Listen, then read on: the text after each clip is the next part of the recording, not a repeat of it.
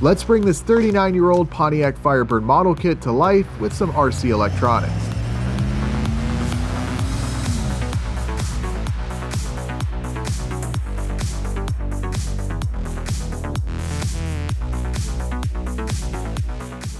Hello everyone and welcome. I sure hope you all aren't too tired of 80s F-bodies because today I've got another one, a 1985 Pontiac Trans Am in 1/25th scale.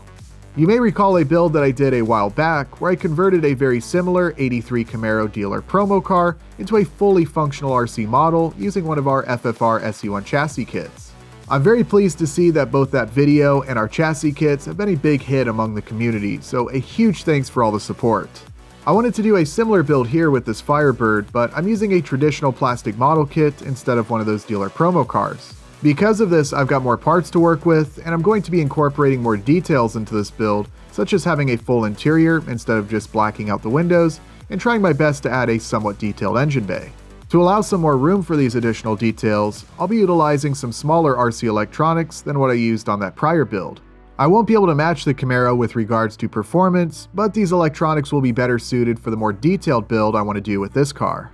In this video, I'll be showcasing the entire build process in detail, so without any further introduction, let's get started.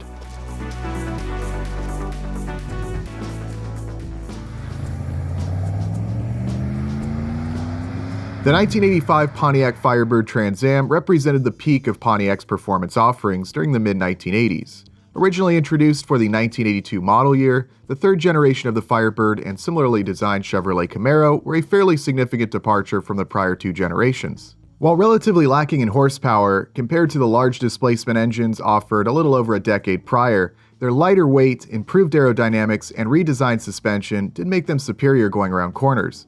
And thanks to the new for 1985 5-liter twin-port injection V8, performance was slowly but surely back on a positive trend. Today, a mint-condition, low-mileage 85 Trans Am can set you back tens of thousands. Fortunately, this 1/25th scale model only set me back $30, with the electronics costing around $20, not including the transmitter and battery, which I already had, and of course the RC chassis kit will set you back around $110, give or take. Links to all of the parts used, aside from the decades-old plastic model kit, are below in the description. Now unfortunately, just like the real thing over the years, prices of some of these older AMT and MPC Trans Am and Camaro plastic model kits can get up there a bit, as they are long out of production and are still quite desirable. If you're patient though, you can generally still find these available for reasonable prices. For a full list of all of the model kits compatible with the FFR SE1 chassis kit that I'm using, please check out our website, linked in the description.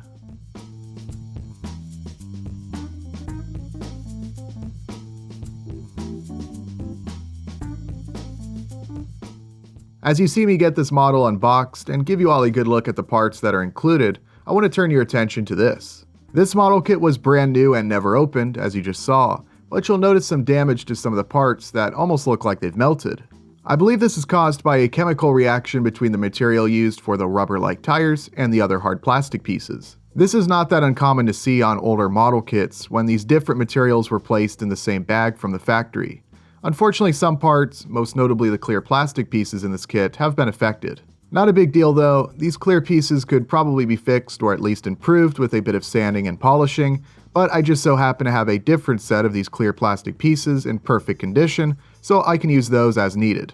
I want to point this out so it's something that you're aware of when purchasing older model kits. You can't fault the seller when you're ordering a factory sealed kit. Hindsight being 2020, the manufacturer should have put the tires in a separate bag, but unless you have a time machine, there's no solving that. 39 years later, you're going to get what you get, so just keep that in mind.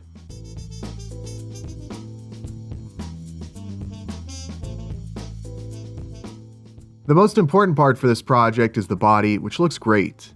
It could certainly benefit from a little bending in a few spots as it's somewhat warped, not a big deal though.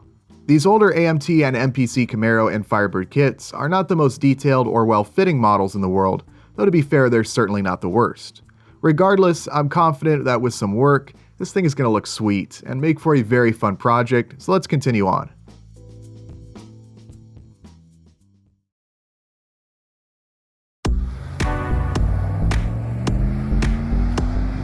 With the plastic model kit acquired, it's time to build the RC chassis. This FFR SE1 kit is specifically designed for these 3rd gen AMT and MPC Camaro and Firebird model kits, It includes just about every part that you'll need to complete your build, aside from the transmitter, receiver, battery, and body. While not necessarily the easiest RC chassis to build, nor designed specifically for high-power, high-performance driving at high speeds, in my opinion this chassis design strikes a nice balance of scale realism with its front-mounted motor and live axle rear end, while also being relatively simple and straightforward to put together, assuming you're comfortable with smaller size hardware and components. All of the parts are also relatively easy to 3D print on a typical hobby, FDM, or FFF 3D printer when using a smaller size nozzle, with all of the non-3D printable parts and hardware being available as a standalone kit. You can choose whether to order the chassis as I have here, with all of the parts already 3D printed and ready to put together, or you can download the STL files from our Patreon and 3D print the parts at home, with a wider selection of different size components and variations being available for printing. No matter which option you choose, with a bit of work and some patience, you'll be well on your way to having a great base for your model to RC conversion. I'm not going to dive into a ton of detail here about the assembly process, since I've already done so in a standalone video, which I'll link in the description. If you'd like to build one of these chassis along with me step by step, or just want to learn more about it, definitely check out that video.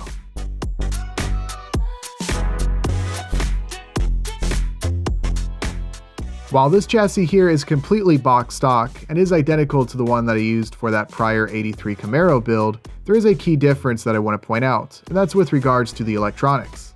The ESC, or electronic speed controller, that's included with the chassis kit we sell is 2S LiPo compatible and can be plugged right into your motor and receiver of choice.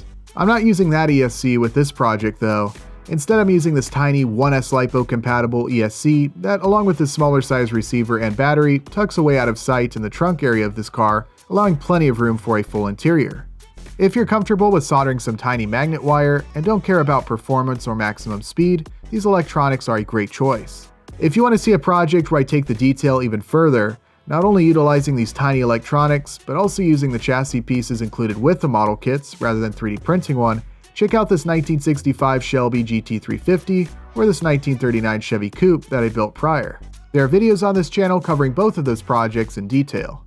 From those very detailed and sensible model to RC conversions, to some of the more wild and experimental projects like that brushless 78 Trans Am or the General Lee jump car, I hope it goes to show that no matter what you're wanting to build, with a bit of persistence, creativity, and ingenuity, you can make it happen.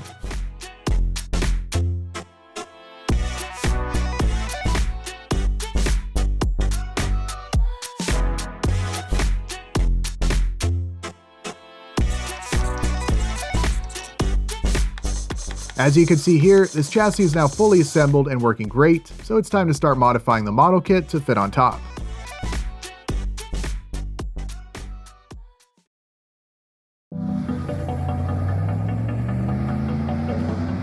So this is where the real fun work begins. I need to modify this plastic model kit to fit over top of the RC chassis. Obviously there's going to be some more work involved here than on that prior 83 Camaro because I want to try to incorporate as detailed of an interior and engine bay as possible.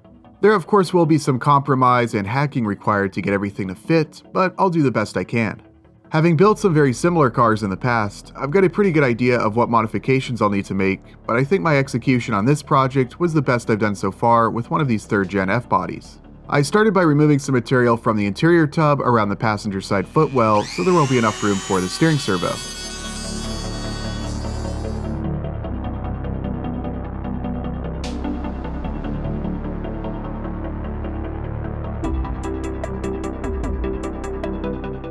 Later on, removing some material from the dash in this area here was also required to clear the steering link. With that work done, the front half of the interior was sitting where I wanted, but now I needed to address the back half. I at least somewhat carefully removed the rear seats, using a rotary tool and a hot knife, doing my best not to damage them so I could reattach the seats to the chassis later on. They'll be positioned a little higher up as a result of them being a separate part, but I can remove all of the material needed on the interior tub to make everything fit, while not having a giant hole showing the chassis below, as it is at least somewhat covered up by the rear seats. Again, it's a compromise to get everything to fit, but I think in the end this setup will look pretty good.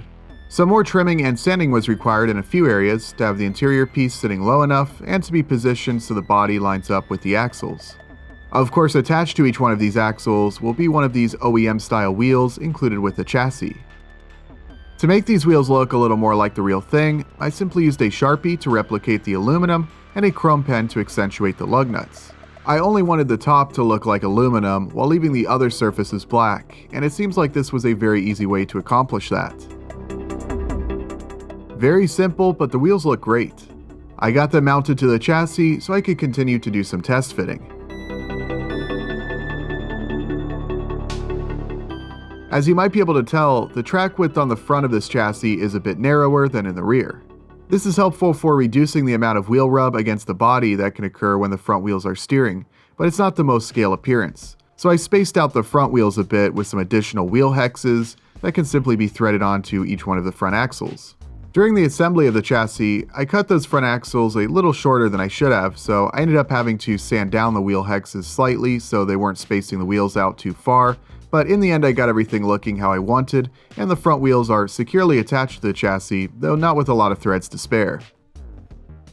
From experience, I can tell you that an important step to getting everything to fit right is to make sure that you install the dash and the windows, because that slightly increases the height of the body relative to the interior tub, so before I glue in any body mounts, I want to make sure that these pieces are in place.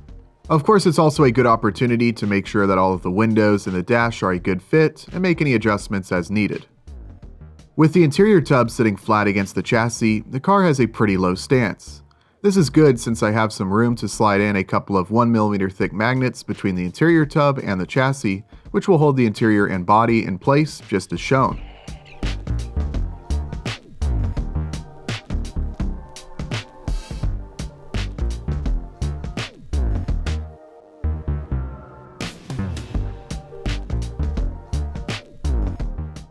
With that work done, the body and interior now fit perfectly on the chassis.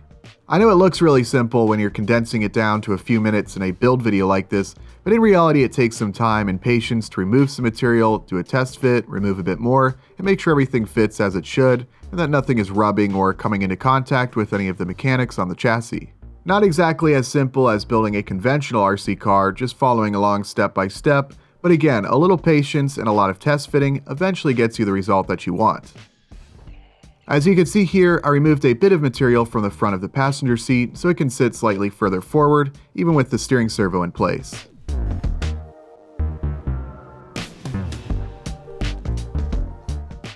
I needed to do quite a bit of hacking to get the inner fenders, firewall, and core support in place.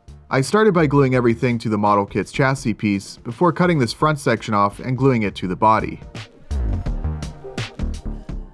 After that, I continued to hack away at the inner fenders so there was enough room for the chassis and the wheels, and eventually this is what I was left with. It's not going to be an award-winning engine bay by any means, but I'll see what I can do. This front section did serve as a nice location to secure a couple of magnets, which will help hold the hood in place.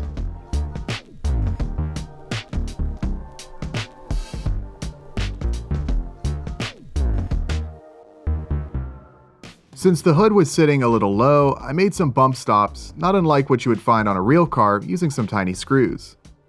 I simply threaded them in, and now the precise height of the hood can be adjusted so it lines up with the rest of the body. A small and somewhat insignificant detail, but it was very easy to do, so why not?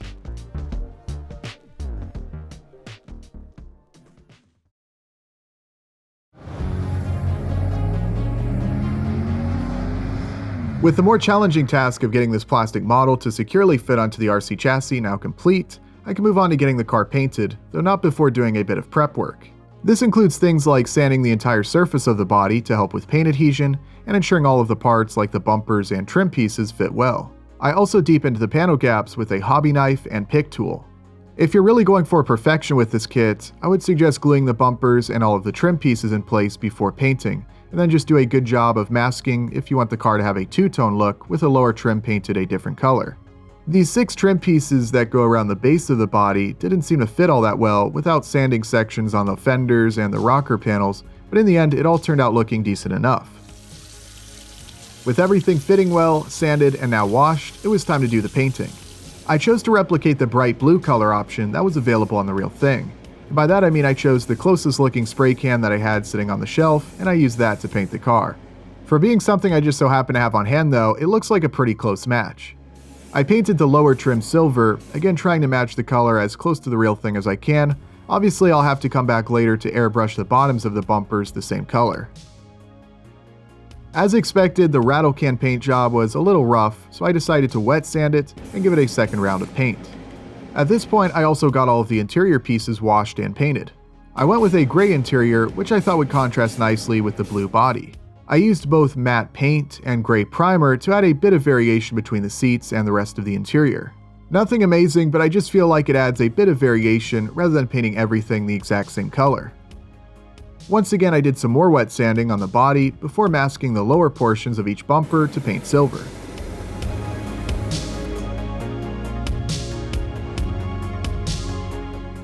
After the paint had dried, I carefully glued all of the trim pieces onto the body. Like I said earlier, if you're really going for perfection here, I'd recommend getting all of those trim pieces mounted before painting. These parts just aren't the best fit, and it's hard to get them to really look perfect, but I did the best I could, and overall not too bad. I do really like this two-tone blue and silver paint job. Since I forgot to ensure there was enough clearance for the front wheels to steer before painting, I had to do so now. Slightly more stressful at this stage, but I didn't nick the paint anywhere on the outside of the body, so it's all good. I got out the paints and pens and started adding a bit of detail. This is always a fun stage, as it's really starting to look more like a real car with these additional details added. Just look at how nice that hood fits with those bump stops I added earlier, perfectly aligned. To protect this paint from my stellar driving skills, I laid down several coats of clear before doing a bit of polishing. If you have more patience and free time than I do, you can really get that paint shining like a mirror with some fine grit wet sanding and polish. But even just a little bit of work that I did here looks pretty nice overall. As I record this video, the car probably has less than a mile on the odometer, and there's already a couple of nicks in the paint, so not much incentive to really make it perfect. To complete the painting process, I added some final details by hand to the body and interior.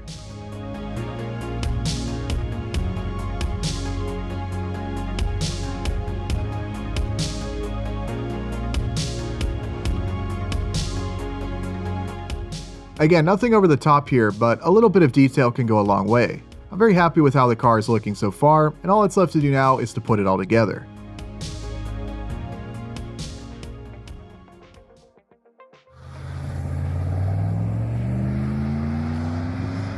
The first thing I needed to do was install the windows. I applied some tint film to the rear hatch and the T-tops, with the hatch getting a very light tint and the T-tops a much darker tint to somewhat match how the parts look on the real car.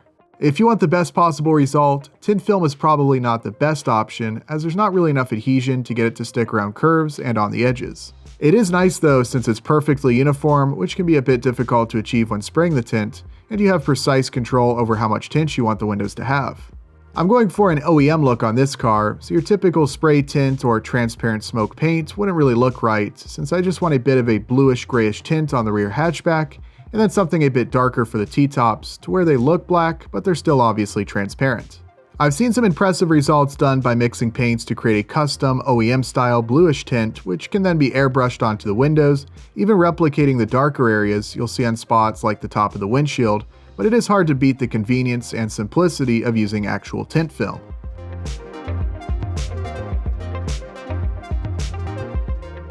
After getting the windows installed, I continued by getting the rearview mirror glued into place, as well as some of the underhood parts.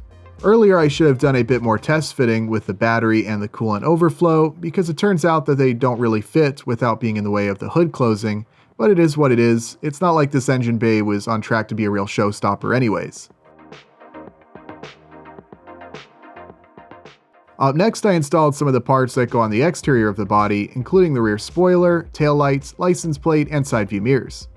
I painted the taillights off camera as a bit of an experiment. I created my own black square decal to try and make it look more like the real thing, and I think the results turned out looking pretty good, and it just adds some more detail to the rear of the car. That USDE license plate is not the one included with the plastic model kit. I just so happened to come across it while putting this car together and figured I'd get it painted to look somewhat like a Florida license plate from 1985 and glue that onto the rear bumper. The rear spoiler was not exactly the easiest part to glue into place, but I made sure to use some clear drying glue so any excess wouldn't look too bad, and of course a little tape helped to keep the front sections in place while the glue dried.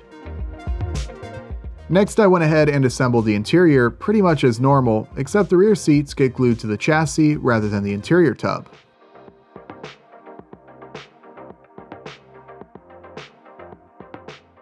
With the interior glued to the body, the car is just about complete, but there is one pretty obvious part that still needs to be added, and that's an engine.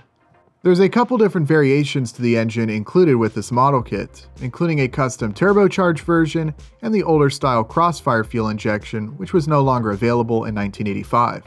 I went simple and just slightly modified a 3D printable engine cover piece that I designed and used for some prior projects. After a few minor tweaks to the design to make sure it will fit, I printed the parts, and this is how it looks under the hood. After adding a bit of detail with some paint pens to both the tailpipes and the engine, I glued both of them to the chassis.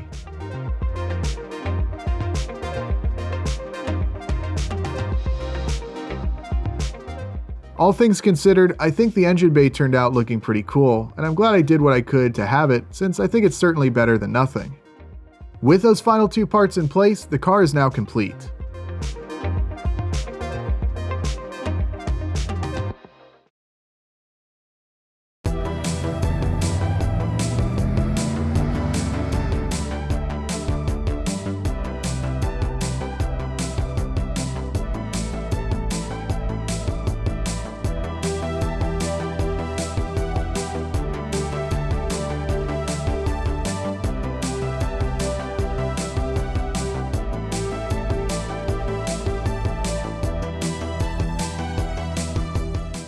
After all the hours spent at the bench, this tiny Trans Am is finally complete, and what a great looking result. I really like that light blue paint paired with the silver trim and gray interior, just a cool looking color combo. It would be nice to have all of the factory decals in place. I don't really have a way of printing my own high quality decals, and to buy some decals would be more than what I paid for the entire model kit, but regardless it looks pretty good. I also like this wheel design. Obviously it's just modeled after one of the optional OEM designs available on the real thing, but in my opinion it's one of the best looking wheels that you can get on an 80s Trans Am, with the sort of BBS style mesh wheels being right up there as well. Both designs are available when ordering this chassis kit, as well as the earlier style wheels with the Aero hubcaps. Also really happy with how the taillights and those T-tops turned out. Certainly not flawless, but in the right light, and ignoring the slight lack of adhesion in some spots, they really do look authentic. That Florida plate turned out looking pretty nice, especially for being something that I just happened to find while in the process of building this car and decided to incorporate it into this project. Yeah, it's a couple of years off, and this car has not, nor I guess will ever be present at an Ultimate Scale Truck Expo, rest in peace USTE, but I think it looks good on this car, and I could definitely see this Trans Am cruising the streets of Miami. Of course, nothing too over the top or complex with regards to the detail, just a fun, straightforward build. The interior, while by no means flawless or without compromise, it really adds a lot to this car, and I'm happy with how well the engine bay turned out, all things considered. If nothing else, it's at least something to look at, though again certainly not without some compromise in order to allow enough room for that FFR SC1 chassis below. With this project being more about enjoying the build process and adding some nice scale details, performance is obviously nothing crazy, but the car works just fine, and it's always very satisfying to be able to actually drive the car once complete. I think this project serves as a nice follow-up to the one that I did prior with that 83 Camaro. That build lacked any sort of interior or engine bay, making it a more basic build, but also a little more of a high-performance vehicle utilizing 2S LiPo power, though of course high performance is very relative in this case. Hopefully this project provides any builders out there with some additional ideas and inspiration for your own project. No matter how you choose to build your car, there's tons of potential to make it look great and be a lot of fun to drive. Again, links to all of the products used are below in the description, along with a link to our Patreon.